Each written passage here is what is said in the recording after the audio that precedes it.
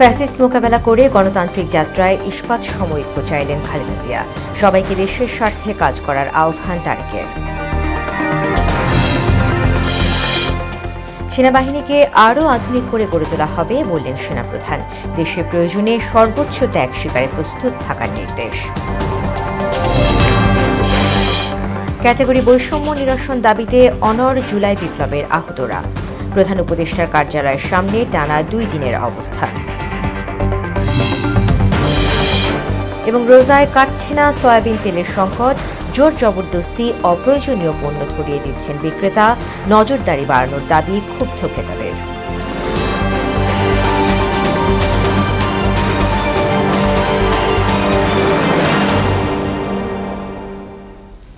আসসালামু আলাইকুম, মোহনা সংবাদে সবাইকে স্বাগত। শুনছিলেন শিরোনাম, সঙ্গে আছি তাসমিয়া জেরিন।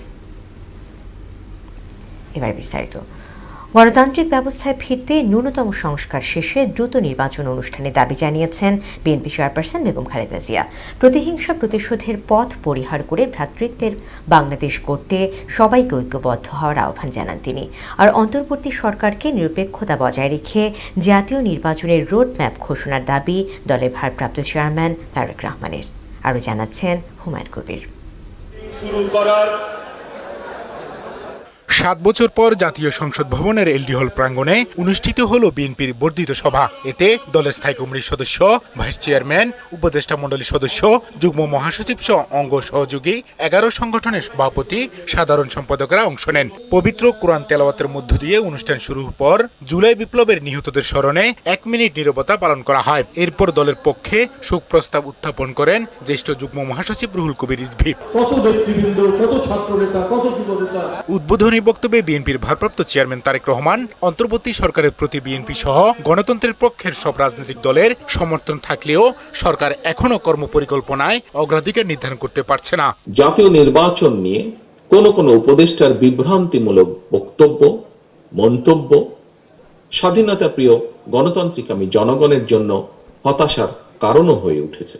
একটি রাজনৈতিক দল হিসাবে বিএনপি বারবার জনগণের ভোটে জনগণের কাছে দায়বদ্ধ সরকার প্রতিষ্ঠা করার লক্ষ্যে জাতীয় নির্বাচনের দাবি জানায়। জাতীয় নির্বাচনের আগে স্থানীয় নির্বাচন অনুষ্ঠিত হলে তা পলাতক স্বৈরাচারের দোসরদের পুনর্বাসনের প্রক্রিয়া হবে বলেও অভিযোগ করেন তিনি। সরকার যেখানে বাজার পরিস্থিতি কিংবা আইন শৃঙ্খলা পরিস্থিতির নিয়ন্ত্রণে কাঙ্ক্ষিত সাফল্য অর্জন করতে পারছে না, সেখানে জাতীয় নির্বাচনের আগে স্থানীয় নির্বাচন অনুষ্ঠানের নামে কেন দেশের পরিস্থিতি আরো করতে চাইছে, এটি জনগণের কাছে বোধগম্য নয়। অনুষ্ঠানে প্রধান অতিথির বক্তব্যে ফ্যাসিস্ট দোসররা এখনো গণঅভ্যুত্থানের অর্জনকে নস্যাতের চক্রান্তে লিপ্ত রয়েছে উল্লেখ করে ইস্পাত কঠিন ঐক্যের মাধ্যমে এটি রুখে দেওয়ার আহ্বান জানান বেগম খালেদা জিয়া। এখনো ফ্যাসিস্টদের দোসররা এবং বাংলাদেশের শত্রুরা গণঅভ্যুত্থানের মাধ্যমে প্রাপ্ত অর্জনকে নস্যাৎ করার জন্য গভীর চক্রান্তে লিপ্ত রয়েছে।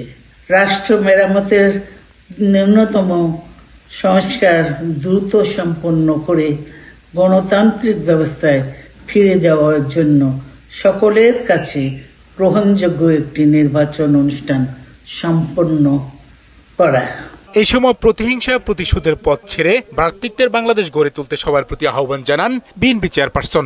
আসুন প্রতিহিংসা প্রতিশোধ নয়, পারস্পরিক ভালোবাসা ও ভ্রাতৃত্বের মাধ্যমে একটি বাসযোগ্য, উন্নত ও গণতান্ত্রিক রাষ্ট্রে পরিণত করি।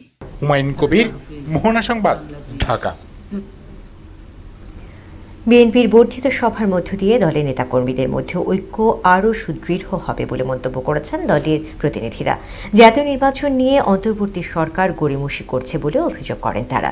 নির্বাচনের মাধ্যমে সরকার গঠন করলে বিএনপি সুখী, সমৃদ্ধ, মানবিক বাংলাদেশ গড়ে তুলবে বলেও মনে করেন নেতারা। তানজিদ ভুঁইয়ার প্রতিবেদন। দীর্ঘ 7 বছর পর রাজপথের অন্যতম বৃহৎ রাজনৈতিক দল বাংলাদেশ জাতীয়তাবাদী দল বিএনপির বর্ধিত সভায় অংশ নিতে জাতীয় সংসদ ভবনের এলডি হল মাঠে জড়ো হন দলটির প্রায় 4000 প্রতিনিধি। তৃণমূল নেতাকর্মীদের মতামতকে প্রাধান্য দিয়ে দলের ভারপ্রাপ্ত চেয়ারম্যান তারেক রহমান দলের ভবিষ্যৎ কর্মপরিকল্পনা ঠিক করবেন বলেও আশা জানান বিএনপি নেতারা। জাতীয়তাবাদী দলের উপরে গোটা বাংলাদেশ আজকে তাকিয়ে আছে। প্রিয় নেত্রী বেগম খালেদা জিয়া তিনি বলেছেন যত তাড়াতাড়ি সম্ভব এই জাতি একটি নির্বাচন দেখতে চায়। আমরা একটি নির্বাচিত সরকার গঠন করতে চাচ্ছি। ইনশাআল্লাহ একটি দফা বাস্তবায়নের বাইরে আমরা ইনশাআল্লাহ করব। আগামী আন্দোলন সংগ্রামে আমাদের নেতা কর্মীরা সবার সহিষ্ণু থাকবে। এ সময় কালক্ষেপণ না করে জাতীয় নির্বাচনের ব্যবস্থা করতে অন্তর্বর্তী সরকারের প্রতি আহ্বান জানান তারা।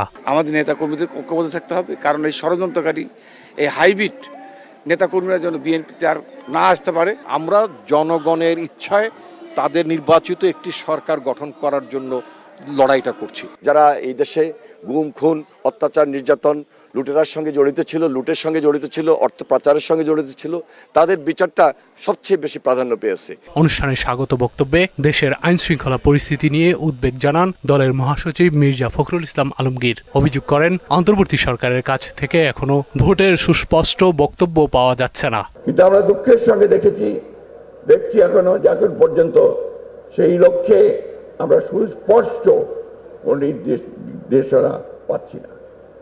ইতিমধ্যে আপনারা জানেন দেশের অর্থনৈতিক অবস্থা অত্যন্ত শোচনীয় এবং দ্রব্যমূল্য বৃদ্ধি পাচ্ছে, আইন শৃঙ্খলার পরিস্থিতির অবনতি হচ্ছে। গণতন্ত্র বাধাগ্রস্ত করতে একটি মহল চক্রান্ত করছে বলেও অভিযোগ করেন বিএনপি মহাসচিব। গণতন্ত্রকে বিঘ্নিত করার জন্য একটি মহল বিভিন্নভাবে চক্রান্ত শুরু করেছে। আগে স্থানীয় সরকার নির্বাচন হলে আওয়ামী লীগের পুনর্বাসন হবে, তাই ন্যূনতম সংস্কার শেষে অচিরেই জাতীয় নির্বাচন দেওয়ার আহ্বান জানানো হয়। পাশাপাশি সবাইকে দৃঢ়ভাবে ঐক্যবদ্ধ থাকারও আহ্বান জানানো হয় আজকের এই বিএনপির বর্ধিত সভা থেকে। রঞ্জিত ভুইয়া, মোহনা সংবাদ, ঢাকা। দেশের প্রয়োজনে সেনাবাহিনী সদস্যদের সর্বোচ্চ দায়িত্ব পালনে প্রস্তুত থাকার নির্দেশ দিয়েছেন সেনাপ্রধান জেনারেল ওয়াকারুজ্জামান। সকালে রাজশাহী সেনানিবাসে এক অনুষ্ঠানে তিনি এই নির্দেশ দেন। এ সময় আগামীতে সেনাবাহিনীকে আরও আধুনিক করে গড়ে তোলার কথাও জানান তিনি। সানিউল আলম রাজুর প্রতিবেদন, জানাচ্ছেন আফরিন পপি। ওয়াকারুজ্জামান এইমাত্র আমাদের মাঝে। বাংলাদেশ ইনফ্যান্ট্রি রেজিমেন্টাল সেন্টারের অভিষেক অনুষ্ঠানে সেনাবাহিনী প্রধান জানান, সেনাবাহিনীর প্রতিটি সদস্যই দেশের যে কোনো প্রয়োজনে স্বতঃস্ফূর্তভাবে দায়িত্ব পালন করবে এবং প্রয়োজনে নিজেদের জীবন উৎসর্গ করতে প্রস্তুত থাকবে। এই রেজিমেন্টের প্রতিটি সদস্য দেশের যে কোনো প্রয়োজনে স্বতঃস্ফূর্তভাবে দায়িত্ব পালন করবে এবং প্রয়োজনে নিজেদের জীবন উৎসর্গ করতে প্রস্তুত থাকবে। বাংলাদেশ সেনাবাহিনীকে আরও আধুনিকায়ন করা হবে উল্লেখ করে প্রত্যেক সদস্যকে পেশাদার ও প্রশিক্ষিত হিসেবে গড়ে তোলার অঙ্গীকারও ব্যক্ত করেন তিনি। আমরা ইন্ডিজিনিয়াস ডিফেন্স ইন্ডাস্ট্রি তৈরির কার্যক্রম শুরু করেছি, যা আমাদের সক্ষমতাকে অনেকাংশে বৃদ্ধি করবে এবং আত্মনির্ভরতাও অনেকাংশে বৃদ্ধি পাবে। কর্নেল অব দি রেজিমেন্ট হিসাবে আমি বাংলাদেশ ইনফ্যান্ট্রি রেজিমেন্টের প্রত্যেকটি সদস্যকে পেশাদার ও সুপ্রশিক্ষিত হিসাবে গড়ে তুলতে সর্বদা বদ্ধপরিকর। এর আগে বাংলাদেশ ইনফ্যান্ট্রি রেজিমেন্টাল সেন্টারে ৭ম কর্নেল অব দি রেজিমেন্ট হিসেবে অভিষিক্ত হন সেনাবাহিনীর প্রধান জেনারেল ওয়াকারুজ্জামান। আফরিন পপি, মোহনা সংবাদ।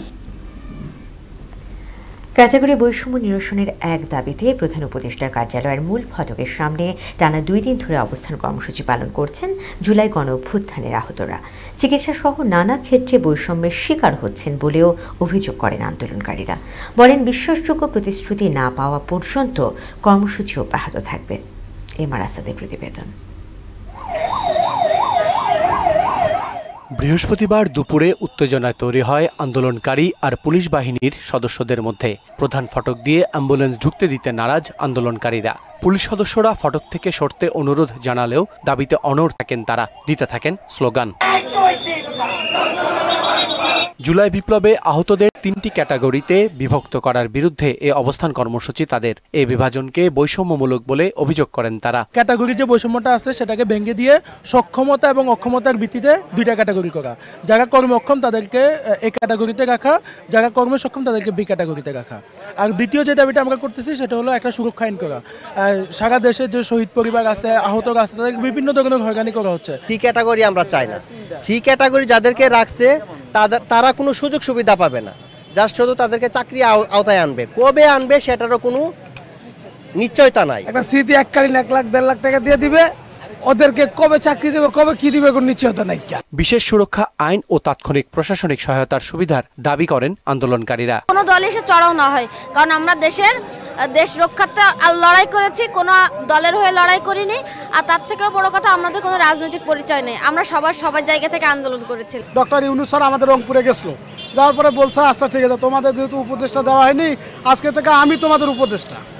আমরা আজকে আহতরা আছি আমাদের উপদেষ্টার কাছে। সংশ্লিষ্ট কর্তৃপক্ষের বিশ্বাসযোগ্য প্রতিশ্রুতি না পাওয়া পর্যন্ত কর্মসূচি চালিয়ে যাওয়ার ঘোষণাও দেন তারা। MR আসাদ, মোহনা সংবাদ, ঢাকা। নিরাপদ পানিকে সব নাগরিকের মৌলিক অধিকার বলে ঘোষণা করে রায় দিয়েছেন হাইকোর্ট। রায়কে ঐতিহাসিক ও যুগান্তকারী বলে মন্তব্য করেছেন আইনজীবীরা। এদিকে অবিচারের শিকার হওয়া বেগম খালেদা জিয়া ক্ষতিপূরণ চেয়ে আদালতে মামলা করতে পারবেন, এমনটাই জানালেন খালেদা জিয়ার আইনজীবী আমিনুল ইসলাম।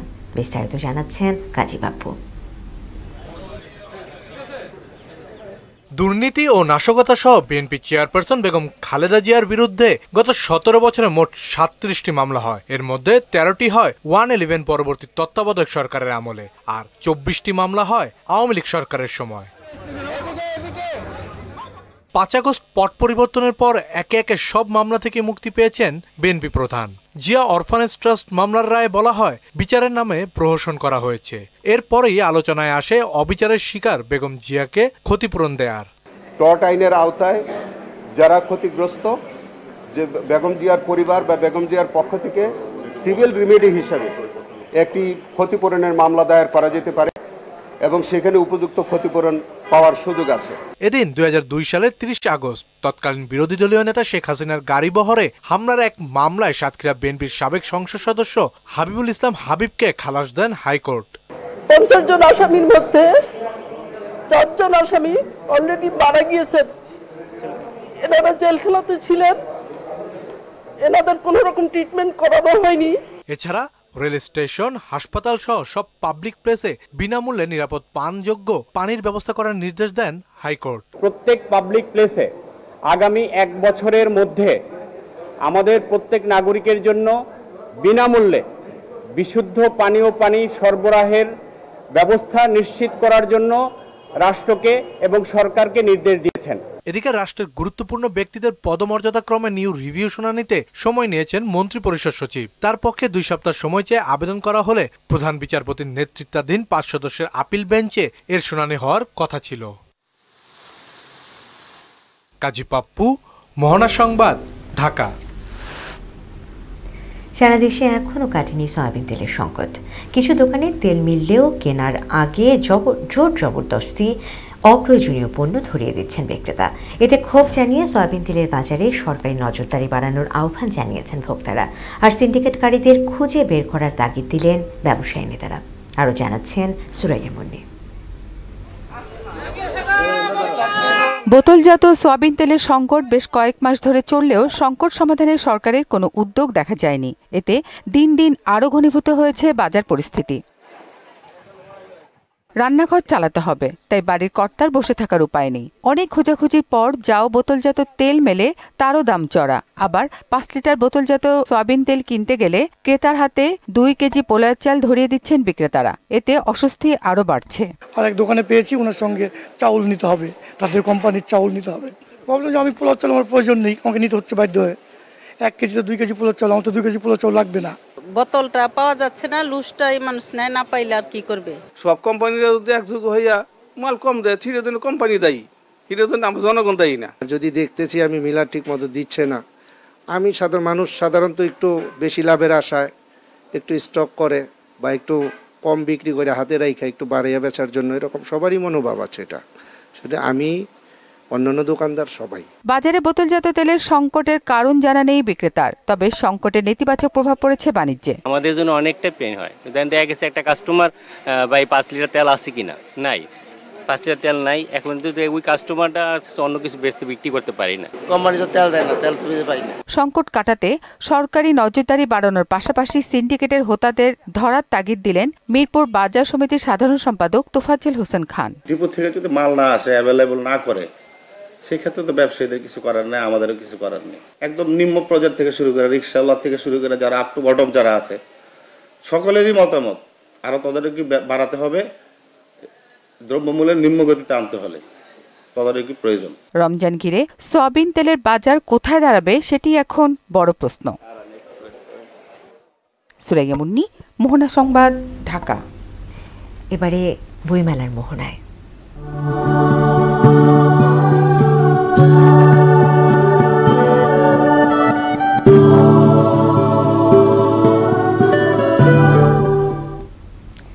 কালই পর্দা নামবে এবারের অমর একুশে বইমেলার, তাই তো ভাঙনের সুর বাজছে বইপ্রেমীদের মাঝে। মেলার শেষ মুহূর্তে প্রাঙ্গণ জুড়ে বিষাদের ছায়া, তাই তো বিকে কিনে ভালো হলেও মন খারাপ লেখক প্রকাশকদের। এস.ইউ. সেলিমের প্রতিবেদন। একুশে বইমেলার প্রবেশপথ খুলে দেওয়ার পরপরই ক্রেতা দর্শনার্থী ও পাঠক দীর্ঘ সারিতে মেলা প্রাঙ্গণে প্রবেশ করতে থাকেন। শেষ মুহূর্তে পছন্দের বইয়ের খোঁজে স্টল ও প্যাভিলিয়নগুলোতে পাঠক দর্শনার্থীর ভিড় ছিল চোখে পড়ার মতো। বই কিনে লেখকের অটোগ্রাফ নেয়া কিংবা তার সঙ্গে সেলফি তোলার সুযোগও হাতছাড়া করেনি পাঠক। এবছর মেলায় বইপ্রেমী মানুষের অভূতপূর্ব সাড়ায় মেলা শেষের আগের দিনও নতুন বই প্রকাশিত হয়েছে 1/2 সব মিলে এবার প্রকাশিত বইয়ের সংখ্যা প্রায় 3000। নতুন বইয়ের গ্রান নিতে ছুটে আসছেন পাঠক লেখকরা। টার্গেট থাকে 100 বই করার, এবারে 100 পার হয়ে গিয়েছে। এবারের বইমেলা আমার একটি গল্পগ্রন্থ এসেছে, এটার নাম হচ্ছে মায়াজাল। বই আসছে নতুন নতুন, শিউলি, বেলার, ইছামতি।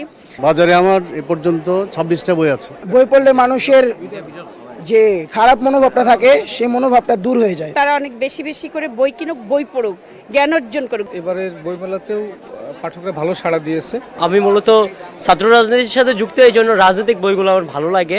মেলার শেষ মুহূর্তে প্রাঙ্গণ জুড়ে বিষাদের ছায়া, তাই তো বিকে কিনে ভালো হলেও মন খারাপ লেখক প্রকাশকদের। এই একটা মাস আমাদের ঈদের আনন্দ, আর যতটা দিন শেষ হইতে থাকে, মাসের শেষ দিকে আসে, আস্তে আস্তে কষ্টটা বাড়তে থাকে। কষ্ট আছে ভিতরে, কালকে আমাদের শেষ দিন, আবার একটা বছর পরে আসবো। নতুন নতুন বই পড়ার পাশাপাশি আমরা নিজেদেরকেও সমৃদ্ধ করতে পারবো। বইয়ের গন্ধে যেন তারা মাতোয়ারা। বরাবরের মতো এবারও মেলায় সবচেয়ে বেশি বিক্রি হয়েছে উপন্যাস, গল্প, কবিতা, অনুকাব্য, অনুবাদের পাশাপাশি ভাষা আন্দোলন, মুক্তিযুদ্ধ ও 24-এর গণ অভ্যুত্থানের বইয়ের চাহিদাও ছিল পাঠকের কাছে বেশি। এস.ইউ. সেলিম, মোহনা সংবাদ, ঢাকা। মিনি ম্যারাথনের মাধ্যমে তামাক নিয়ন্ত্রণ আইনকে শক্তিশালী করার দাবি জানিয়েছে national heart foundation of Bangladesh. ভোরে জিয়া উদ্যানে ন্যাশনাল হার্ট ফাউন্ডেশনের সভাপতি অধ্যাপক খন্দকার আব্দুল আউয়াল রিজভির সভাপতিত্বে এর উদ্বোধন করেন যুব ও ক্রীড়া মন্ত্রণালয়ের সচিব রিজাউল মাকসুদ জাহেদি। এ সময় বক্তারা বলেন, শক্তিশালী তামাক নিয়ন্ত্রণ আইন প্রণয়ন করলে বছরে 42,000 কোটি টাকা সাশ্রয় হবে। ঢাকার বিভাগীয় কমিশনার শরফুদ্দিন আহমেদ চৌধুরী সহ অন্যান্যরা এই ম্যারাথনে অংশ নেন। দেশের বাইরে খবর। জেনেভায় জাতিসংঘের মানবাধিকার কাউন্সিলে রাশিয়ার বক্তৃতার সময় আসর ছেড়ে চলে যান বিভিন্ন দেশের কূটনীতিকরা। মূলত ইউক্রেনের প্রতি সমর্থন দেখিয়ে এমন পদক্ষেপ তাদের। কূটনীতিকরা বলছেন, ইউক্রেন ছাড়া কোনো সমঝোতা বৈঠককে তারা সমর্থন করেন না। এদিকে ইউক্রেনের বিরুদ্ধে মানবাধিকারের সুস্পষ্ট লঙ্ঘনের অভিযোগ করেন রুশ উপপররাষ্ট্রমন্ত্রী। কাজী শাহরিনের ডেস্ক রিপোর্ট। সুইজারল্যান্ডের জেনেভায় ২৬ ফেব্রুয়ারি জাতিসংঘের মানবাধিকার কাউন্সিলের ৫৮তম সাধারণ অধিবেশন অনুষ্ঠিত হয়। এতে রাশিয়ার বক্তব্য চলাকালে অধিবেশন থেকে ওয়াকআউট করেন বিভিন্ন দেশের কূটনীতিবিদরা। মূলত ইউক্রেনের প্রতি সমর্থন দেখিয়েই তারা এমন পদক্ষেপ নেন। রুশ প্রতিনিধির ভাষণ শুরুর পরই ব্রিটেন সহ ফ্রান্স ও জার্মানির প্রতিনিধিরা বৈঠক থেকে বেরিয়ে যান। কক্ষের বাইরে ইউক্রেনের রুশ আগ্রাসনের প্রতিবাদে পতাকা হাতে জড়ো হন তারা। ইউক্রেন ছাড়া কোনো সমঝোতা বৈঠক পূর্ণতা পায় না জানিয়ে দেশটিকে আলোচনার টেবিলে রাখার পরামর্শ দেন এই ব্রিটিশ প্রতিনিধি। আমরা আমাদের ইউরোপীয় এবং আন্তর্জাতিক অংশীদারদের সাথে রুশ উপপররাষ্ট্রমন্ত্রীর কথা বলার সাথে সাথে মানবাধিকার কাউন্সিল থেকে বেরিয়ে এসেছি, কারণ ইউক্রেনের প্রতি আমাদের সমর্থন অটুট থাকবে। আমরা চাই জাতিসংঘ সনদের সঙ্গে সামঞ্জস্যপূর্ণ, ন্যায়সঙ্গত এবং দীর্ঘস্থায়ী শান্তি সেখানে প্রতিষ্ঠিত হোক। পরিষদে রাশিয়ার পক্ষে বক্তব্য তুলে ধরে রুশ উপপররাষ্ট্রমন্ত্রী সের্গেই ভেরশিনিন। বলেন, কিয়েভের পক্ষ থেকে রুশ ভীতি ছড়ানো হচ্ছে। দ্বিমুখী নীতি ধরে রাখলে মানবাধিকার ও স্বাধীনতার সুরক্ষা নিশ্চিত করা সম্ভব নয়। আন্তর্জাতিক আইনের সার্বজনীনভাবে স্বীকৃত নীতিগুলোকে ইউক্রেনের নিজস্ব নিয়ম ভিত্তিক বিশ্ব ব্যবস্থা দিয়ে প্রতিস্থাপন করার নীতি ইতিমধ্যেই একটি গুরুতর ভূ রাজনৈতিক অবনতির দিকে নিয়ে যাচ্ছে, যা সারা বিশ্বে সংঘাত বিস্তার দ্বারা প্রমাণিত হচ্ছে। জবাবে রাশিয়া সমগ্র গণতান্ত্রিক বিশ্বের কাছেই হুমকি বলে মন্তব্য করেন ইউক্রেনের পররাষ্ট্র বিষয়ক উপমন্ত্রী মারিয়ানা বেৎসা। রাশিয়া একটি অস্তিত্বের হুমকি, শুধু ইউক্রেন নয়, শুধু ইউরোপ নয়, সমগ্র গণতান্ত্রিক বিশ্বের কাছে। ইউক্রেনের জয় আমাদের সাধারণ ভবিষ্যৎ এবং সমগ্র গণতান্ত্রিক বিশ্বের ভবিষ্যৎ নির্ধারণ করবে। রুশ আগ্রাসনকে শাস্তির আওতায় আনার দাবিও জানান তিনি। কাজী শাহরিন, মোহনা সংবাদ। এদিকে এ ম্যাচে টিকে থাকা লড়াইয়ে কাল মুখোমুখি হচ্ছে আফগানিস্তান ও অস্ট্রেলিয়া। লাহোরের গদ্দাফি স্টেডিয়ামে বিকেল ৩টায় শুরু হবে খেলা। অজিদের হারাতে না পারলে শেষ হয়ে যাবে আফগানদের চ্যাম্পিয়ন্স ট্রফি মিশন। আবার জিততে না পারলে অজিদের সেমিফাইনালের আশাও হুমকিতে পড়বে। শেষ করব মোহনা সংবাদ, যাবার আগে শিরোনামগুলো আরও একবার।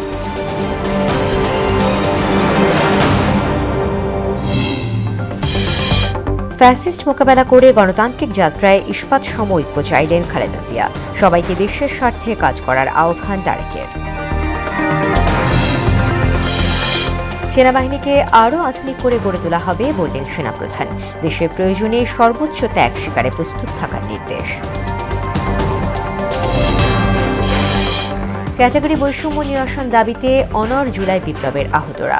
প্রধান উপদেষ্টার কার্যালয়ের সামনে টানা 2 দিনের অবস্থান। এবং রোজায় কাটছে না সয়াবিন তেলের সংকট। জোর জবরদস্তি অপ্রয়োজনীয় পণ্য ধরিয়ে দিচ্ছেন বিক্রেতা। নজরদারি বাড়ানোর দাবি ক্ষুব্ধ ক্রেতাদের। দর্শক, এই ছিল মোহনা সংবাদে। পরবর্তী সংবাদ রাত 12:30টায়। এছাড়া মোহনার সবশেষ খবর জানতে ভিজিট করুন www.mohana.tv। সংবাদ দেখতে পারেন আমাদের ফেসবুক পেজ ও ইউটিউবেও। এতক্ষণ সঙ্গে থাকার জন্য ধন্যবাদ।